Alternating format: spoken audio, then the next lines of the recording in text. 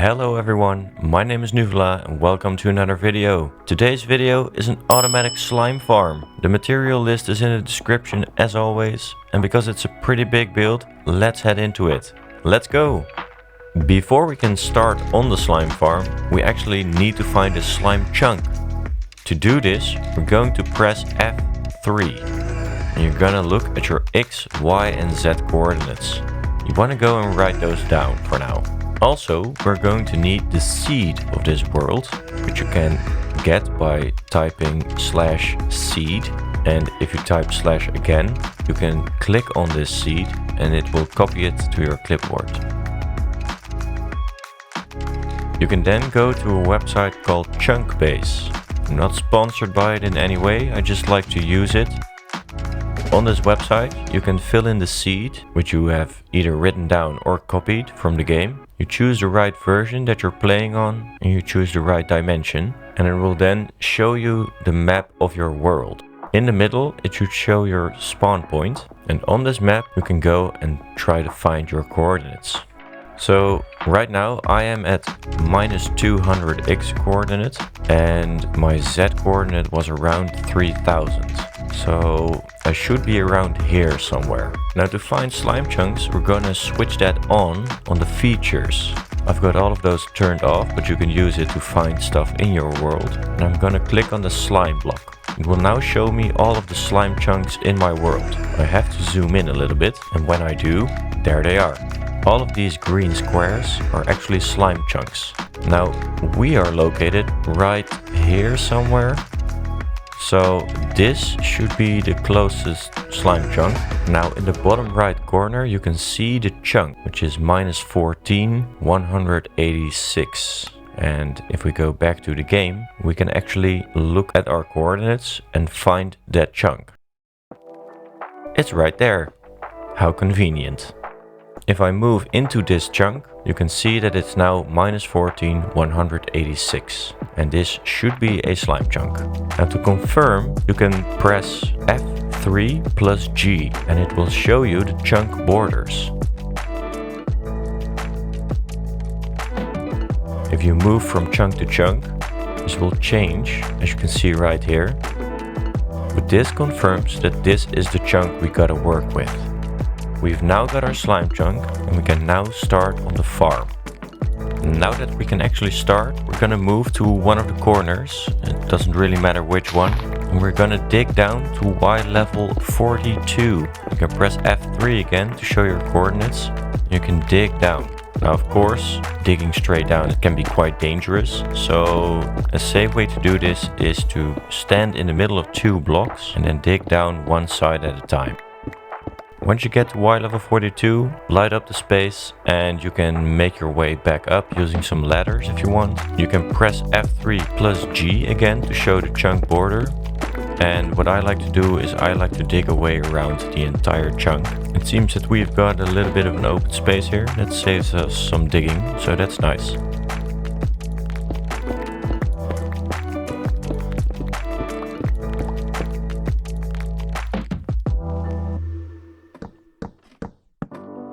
Once you've made your way back up and back down again, you can go to the lowest point and dig down all the way to Y level -1.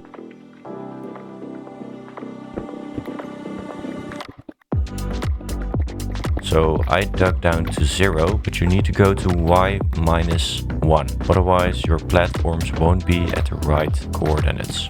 Dig out a room where you can place a full-sized beacon. And then place your beacon.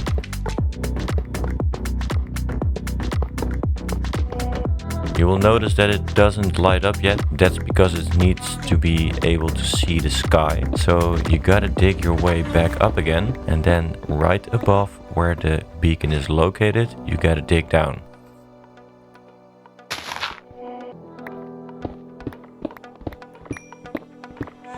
But be sure not to dig down straight above, because at a certain point you might fall down and you die. Anyway, once you've got your beacon set up, put it to Haste 2, and this is the point most of you dread, which is digging the whole chunk out. You need to dig it out from Y level 42 all the way down to Y level -1. Now with this Haste 2 beacon, this took me an hour, so I don't think it's that long, but yeah, it does take some time. Make sure you fill in all the walls at the sides and you should end up with a perfect square box. You can deconstruct your beacon and we're gonna move on to actually making this farm. Because we've now got a perfect box, we're gonna start off with the output system. Choose a side where you want the output system and then create a hole in the side like this. You can see the dimensions right here. Then move into the pit and place redstone blocks like this for the rail system we're about to create. And use powered rails in the straight lines and regular rails to make the corners all the way to the end. You should end up with a system like this. At the back, you want to place a dispenser facing towards you and you want to face 3 hoppers into it. This is going to be the dropper that's going to drop the slime balls in a water column that goes up. On this last hopper, you want to place 2 powered rails like this. This is where the hopper minecart will stop and drop off all the slime balls it collects.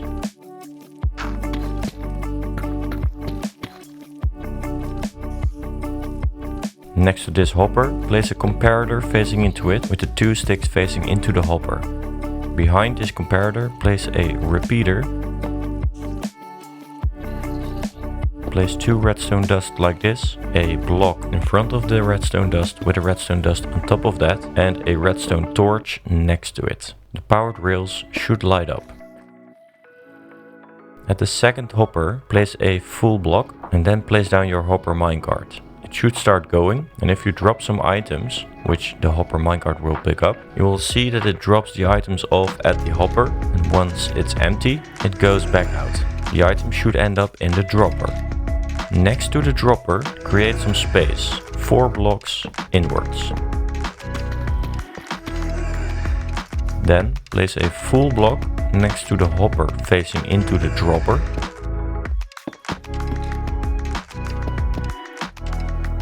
Behind this full block, place a comparator. Place a full block behind that. A redstone dust, another full block, a repeater to the front, a redstone dust in front of the repeater, and then an observer next to the dropper, facing backwards. Now when items travel through the hoppers, they will end up in the dropper and get spit out automatically. Be sure to test this out before moving on. We're now going to create the water column, so place a soul sand block in front of the dropper, then go and stand on top of the soul sand and check your coordinates.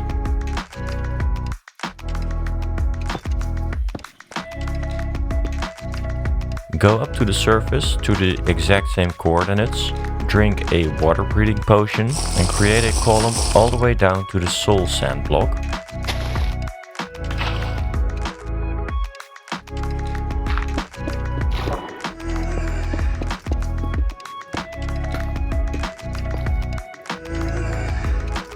Then place down kelp all the way back up and go back down again to break down all the kelp, and a bubble column should now form and transport you all the way back up to the surface. You now have a system that automatically transports all of your slime to the surface. You can cover up the rail system using magma blocks now. These magma blocks will kill the slimes. And you can fill in the wall as well for now. We're now going to create the platforms where all of the slimes will spawn. Count 4 blocks from the surface, and on this 4th block place top half slabs. Do this all the way to the top, but leave the area on top of the magma blocks open so that slimes will fall down. Be sure to light up every single floor, otherwise the farm might spawn different kind of mobs as well. If you start at Y level -1, Your top floor should be at Y level 39. This is the highest level that slimes can spawn.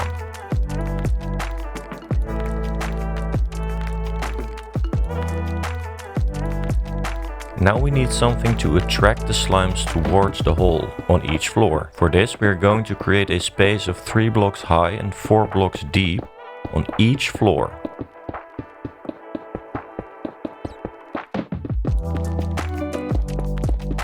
Place down spruce fences to make sure that the iron golem we're going to put inside of this does not fall down or escape this pod. The slimes can also not get into this space. Be sure to light up this room, otherwise mobs might spawn inside with the iron golem and eventually the iron golem will die.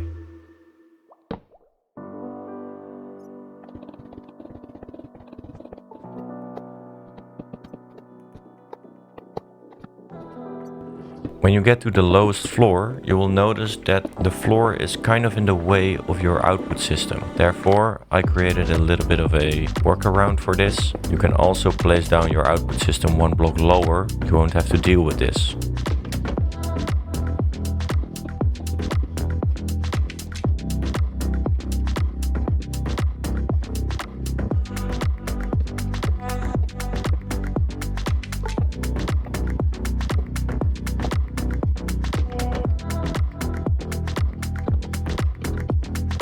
After some testing, I noticed that not all of the slimes were attracted to the iron golems because they couldn't see them.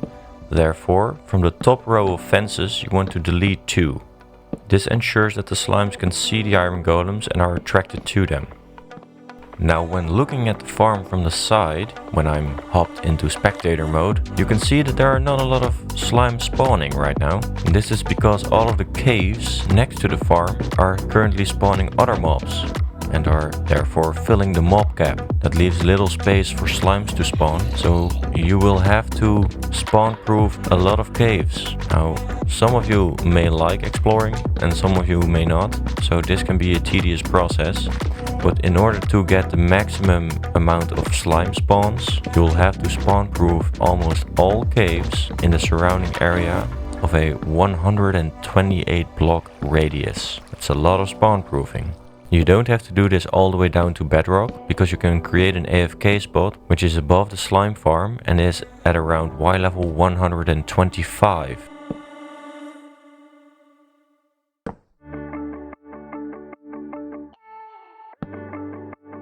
You can leave the spawn proofing for later on. You can now start on the building. Start by creating a stone pillar around the water column, 11 blocks high. Then create a bridge of 10 blocks long and create another pillar of 11 blocks high. Grab yourself 11 buckets of water and extend the water column all the way up to the top.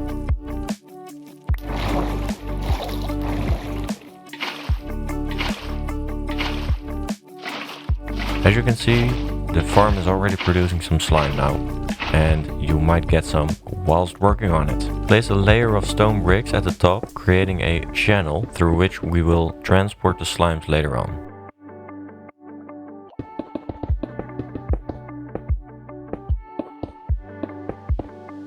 Because the aqueduct is kind of overgrown and ancient, extend the bridge by a few blocks and on each side to give it the look as if it's been broken off. We will then work on the middle part. Create this shape underneath to make an archway.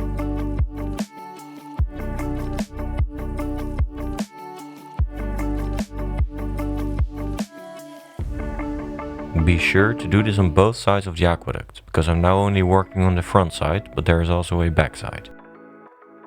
We will now create the water flow, which goes to the end of the aqueduct, where the slimes are transported along to end up in your chest.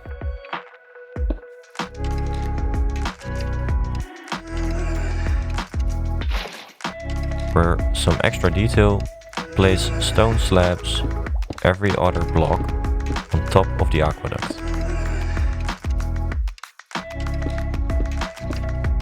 So where the water flow stops, you want to go down one level and place another water bucket, which should extend all the way to the end.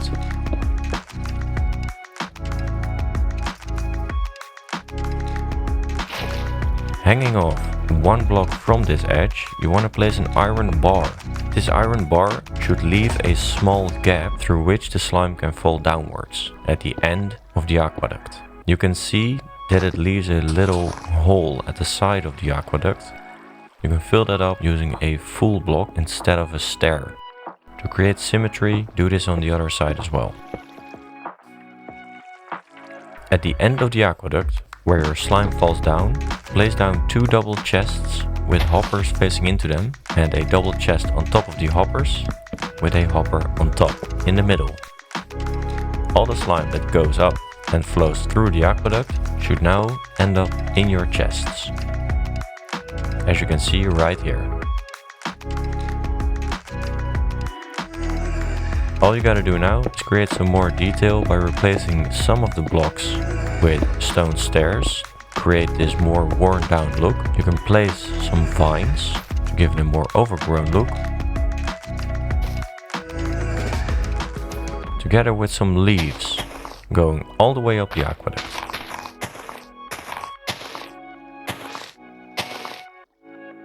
You can scatter around some stone slabs and stone stairs to give it a more ruined look, and that's basically it. Your farm is now done. Whenever you're close by and you need some slime, just walk up to the chests and you can grab all the slime balls you want. Anyway, that's it for me. I hope you liked the video. Leave a like if you did. Leave any comments if you have any questions or suggestions for future videos. And subscribe if you want to see more. See you in the next one. Cheers!